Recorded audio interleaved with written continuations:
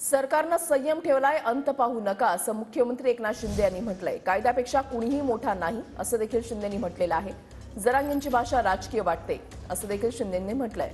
तर शिवराळ भाषा खपवून घेतली जाणार नाही असं अजित पवारांनी म्हटलेलं आहे। यामागे कोण, खोलात जाऊन माहिती घेणार असं देखील अजित पवारांनी म्हटलेलं आहे। खरं म्हणजे मनोज जरांगे पाटील एक मराठा समाजासाठी एक प्रामाणिक भावना मनामध्ये ठेवून या लढ्यामध्ये उतरले अशी आमची पूर्ण भावना होती। मुख्यमंत्री असताना मी कधीही इगो ठेवला नाही, परंतु आता जी काही त्यांची भाषा आहे ती भाषा राजकीय भाषा मला वाटते आणि त्याच्या मागे कोणीतरी बोलतंय, बोलवतंय अशा प्रकारचा वास येतोय।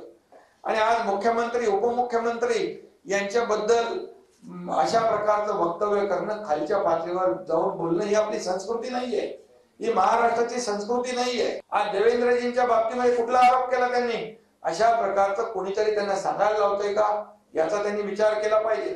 आंदोलनकर्त्यांनी कायदा हातात घेता येणार नाही। या कायद्यासमोर कोणी छोटा मोठा नाही, कायद्यासमोर सर्व समान आहे याची जाणीव प्रत्येकाने ठेवली पाहिजे। प्रत्येकाने आपल्या आपल्या मर्यादेमध्ये राहिलं पाहिजे। या आपल्यामुळे समाजाला त्रास होता कामा नये, कायदा सुव्यवस्था या कायदा सुव्यवस्थेचा प्रश्न निर्माण होता कामा नये याची दखल आणि नोंद प्रत्येकाने घेतली पाहिजे। आणि या सगळ्या मागे सरकार पूर्णपणे लक्ष ठेवून आहे। आणि कुणाला वाटत असेल की सरकारला काही माहित नाही, परंतु सरकार, गृह विभाग या बाबतीमध्ये पूर्णपणे लक्ष ठेवून आहे। मी पुन्हा एकदा सांगतो, या राज्यातली कायदा सुव्यवस्था बिघडवण्यासाठी जे कोणी जबाबदार असतील त्यांना बिलकुल सरकार पाठीशी नाही, माफ करणार नाही।